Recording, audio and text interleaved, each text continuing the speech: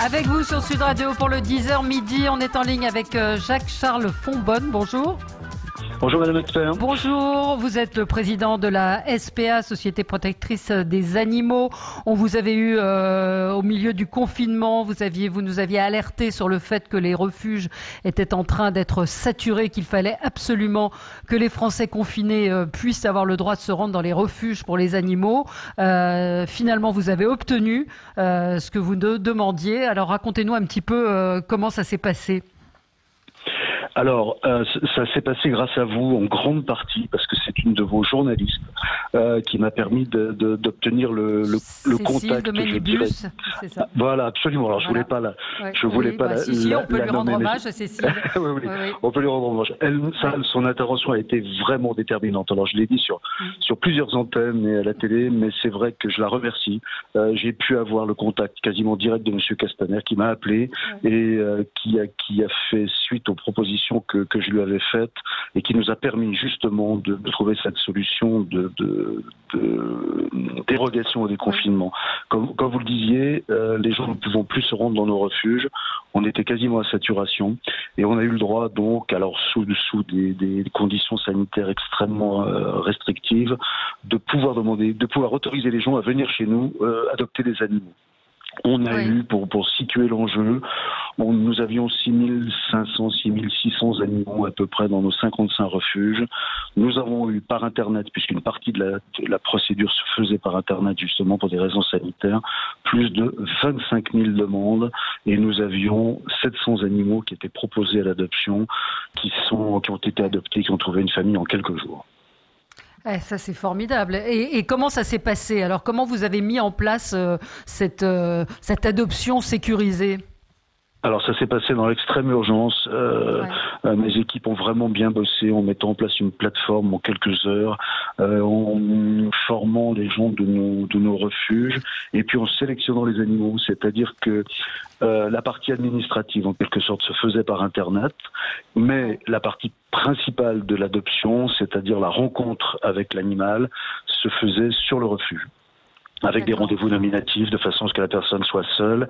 Et nous avions, la seule restriction que nous avions prise, c'est de faire en sorte qu'une seule personne soit présente, alors que d'habitude on demande que tout le monde, les parents, les enfants, les animaux qu'il y a déjà au foyer soient là.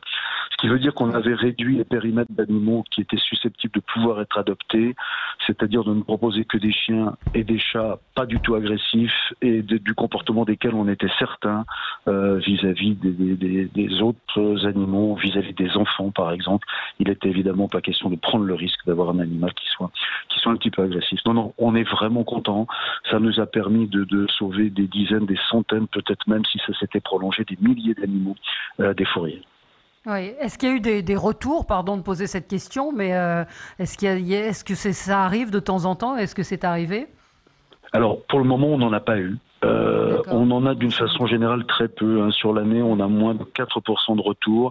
C'est vrai que c'était une inquiétude qu'on avait, mais moi j'ai pris cette décision parce que l'enjeu me paraissait important, c'est-à-dire s'il y a des retours, il y aura des retours, mais de toute façon, on a l'habitude de voir s'il y a le fit avec l'animal et la personne qui veut l'adopter.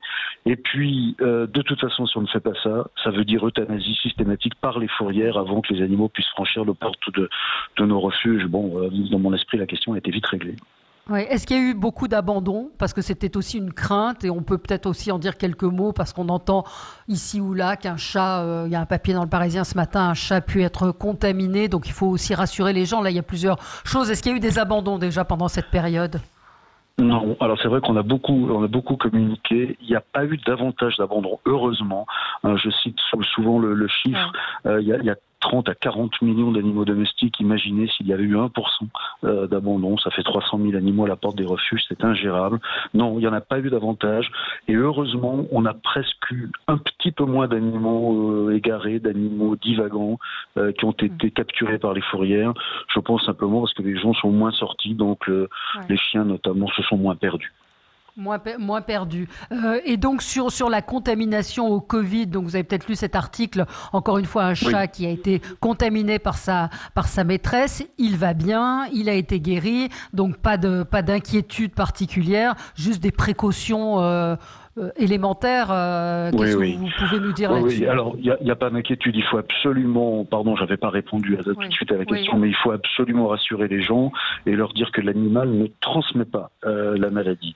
Il y a eu, mais je crois, 3 ou 4 cas, il y a un cas en Chine, il y a un cas aux États-Unis, en Californie, de chats qui ont été contaminés a priori par leur maître. Mais il n'y a pas de retour, c'est-à-dire que l'animal, lui, ne peut pas retransmettre la maladie à l'homme. Le seul danger, c'est qu'en fait, l'animal met, comme peut l'être un téléphone portable ou comme l'être un objet que l'on a manipulé, c'est-à-dire que si quelqu'un qui est contaminé caresse le chien ou le chat abondamment, il peut y avoir des virus qui vont se coller dans ses poils, et si vous le caressez quelques minutes ou quelques heures après, vous pouvez potentiellement emporter le virus avec vous, mais encore une fois, ça n'est pas une transmission physiologique, c'est un porteur physique. Écoutez, dans ce cas-là, nous, par exemple, pour nos adoptions solidaires, pour les fameuses 700 adoptions que nous avons faites, on a mis, les animaux étaient en quelque sorte pré-choisis sur Internet par les candidats à l'adoption. On donnait 48 heures de délai avant le rendez-vous, pendant lesquelles on mettait l'animal en confinement, puis ensuite on le lavait, puis ensuite on le toilettait, plus personne ne le touchait jusqu'à ce qu'il soit présenté à l'adoptant potentiel. Aucun risque. Il y a eu plus de chats ou de chiens adoptés? Alors, d'habitude, on a à peu près 2 tiers de chats, 1 tiers de chiens. Et là, mais pour une raison que je ne m'explique pas, on a eu à peu près moitié-moitié. Ah oui, moitié-moitié. Je sais pas, peut-être que le besoin de sortir, de se déconfiner... Oui, peut-être. C'est possible. Oui. Les chiens et les chats qui sont adoptés sont des chats et des chiens qui ont été abandonnés. Quelle est la typologie des animaux qu'on trouve en refuge? Est-ce que ce sont des chiens, des chats, des animaux qui arrivent de la fourrière, ou est-ce qu'il y a des gens qui viennent abandonner leur animal à la SPA, ou est-ce que les gens sont encore plus lâches que ça?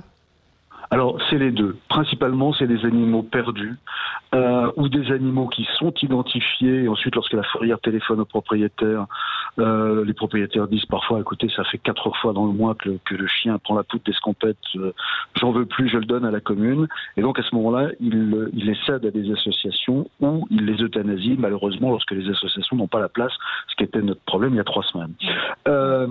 Ensuite, on a des abandons. On a des abandons volontaires de gens qui viennent alors après je dirais qu'à l'abandon légitime, vous avez un parent qui est décédé, qui a un gros chien, vous habitez dans un appartement, vous pouvez pas le garder. Moi je préfère infiniment, on fait jamais la morale aux gens, je préfère infiniment que les gens viennent nous le remettre plutôt que de l'abandonner dans la nature accroché à une grille d'autoroute. Je rappelle que c'est un délit, c'est 30 000 € d'amende et 2 ans de prison. Je préfère ça. Maintenant, on fait pas la morale aux gens. Ils veulent abandonner leur animal pour une raison qui leur appartient. Je veux dire, ils le font en conscience, encore une fois, qu'ils le fassent plutôt que de nous accrocher aux grilles la nuit pour qu'on les trouve le lendemain matin.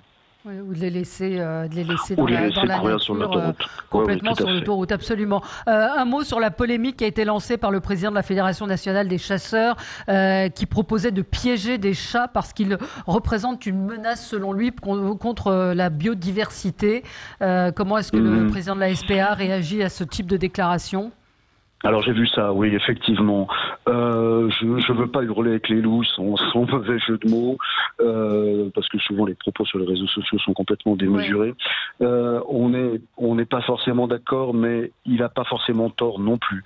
La Ligue de protection des oiseaux, d'ailleurs, dit la même chose quant au caractère prédateur du chat, mais c'est pas quelque chose de nouveau. Le chat est effectivement un prédateur. Le code rural précise tout à fait les conditions dans lesquelles un chat est considéré comme divagant, s'il appartient à personne à moins de 200 mètres des maisons, à plus d'1 kilomètre de la maison dans laquelle il habite régulièrement. La solution, c'est pas le piégeage a posteriori. La solution, c'est la stérilisation, c'est-à-dire des campagnes qui sont menées de façon à ce que l'on capture les animaux, qu'on les stérilise et qu'on les remette en place. Ça évite les nuisances sonores, les nuisances d'urine, les nuisances de bagarres entre les mâles, et donc c'est une véritable mesure, je dirais à la fois sanitaire du point de vue des mères et de protection des animaux vis-à-vis de leur tranquillité et de leurs conditions de vie. Il faut. Le problème, c'est que les associations de protection, les particuliers, n'ont pas l'initiative des campagnes de stérilisation. Ouais. C'est les maires qui doivent les mettre en œuvre et qui ensuite, éventuellement, sollicitent des associations. Nous en particulier, on a consacré l'an dernier plus de 100 000 euros à ces campagnes. Généralement, on paye la moitié des frais avec les mairies. Il y a des petites associations locales qui nous aident. C'est vraiment la solution. La stérilisation des chats, c'est un des leviers principaux pour faire cesser la maltraitance vis-à-vis des animaux. Et puis, le code pénal est précis. Hein, c'est l'article LR 655-1. Tuer un animal, c'est une contravention de 5e classe, c'est 1 500 euros. C'est 3 000 euros en cas de récidive. Et si c'est un chat arrêt qui est un animal protégé, là, c'est effectivement un délit, c'est 6 mois de prison et 15 000 euros d'amende. Donc voilà. Ouais, donc, plus, je pense, suppression, confiscation du permis de conduire, du fusil de chasse. Ça, c'est quelque chose que je connais pas très bien, mais je pense qu'il y a des. Oui.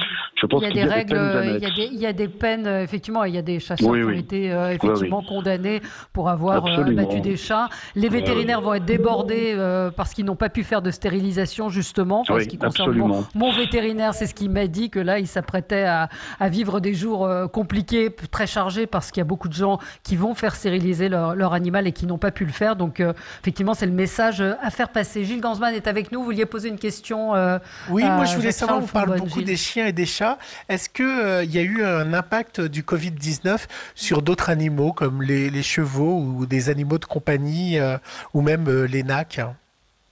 Alors, il y a eu les nacs pas tellement, parce qu'en fait... Les nacs, c'est les nouveaux animaux de compagnie, comme les furets, les lapins. C'est les chinchillas, les furets des lapins. Ça ne nous a pas vraiment posé de problème, parce qu'on n'a pas de problème de saturation de nos locaux. Ça tient vraiment très peu de place. Nous avons aidé financièrement une association du sud de la France qui héberge les chevaux. Il y a eu beaucoup de... Le cheval coûte extrêmement cher. C'est un des animaux les plus maltraités, parce que dès que les gens commencent à avoir un peu moins d'argent, le cheval le ressent immédiatement. Nous avons aidé financièrement, nous, la SPA, une association qui m'avait appelé parce que c'est la même règle, c'est-à-dire qu'il n'y avait plus d'adoption, il y avait des gens qui ne pouvaient plus se déplacer pour nourrir et pour s'occuper de leurs animaux, qui donc les ont abandonnés dans des associations. Nous avons un grand refuge dans l'Orne. On était à bloc, on avait 290 chevaux sur une capacité de 300. Ouais, ça a été vraiment un problème parce que ça coûte infiniment cher. Nous, la campagne de confinement nous a coûté à peu près 150 000 euros supplémentaires par rapport à nos frais de fonctionnement habituels. Vous imaginez, quand vous avez des chevaux, le chiffre devient tout de suite important. Oui, alors on peut lancer aussi un appel aux dons à la SPA. C'est pas inutile. La SPA que vous avez repris il y a quelque temps et qui est bien gérée. Et voilà, c'est une manière aussi de participer à ce travail formidable que font vos différentes antennes de la SPA. De parler de ces bénévoles qui ont été là aussi, de tous vos salariés, de tous vos employés qui ont été là, dévoués. Tout le monde a été formidable. Moi, je m'attendais à ce que l'on ait une partie de défection, mais qui aurait été compréhensible, de gens qui auraient eu peur de choper la maladie. Je le tiens à le dire devant tout le monde, ils ont tous été présents. On les a fait travailler en demi-équipe pour éviter la propagation du virus. Ils ont fait donc 2 fois plus de travail. On a des bénévoles qui se sont présentés par centaines spontanément pour continuer à aider. Non, ça a été on compte ses amis et la qualité des gens dans les périodes difficiles, mais là vraiment ça a été quelque chose de très réjouissant. Et puis merci encore pour votre contact ministériel. Eh ben, écoutez, merci en tout cas à vous, parce qu'on sent que la SPA est tenue, gérée, et on est en tout cas content qu'il n'y ait pas eu la catastrophe qu'on pouvait imaginer. Et puis peut-être que les gens vont prendre conscience que les animaux doivent être traités avec respect. Et puis on vous rappellera au moment des vacances pour faire campagne contre les abandons qui sont hélas encore trop nombreux. Merci à vous, merci beaucoup d'avoir été avec nous sur Sud Radio.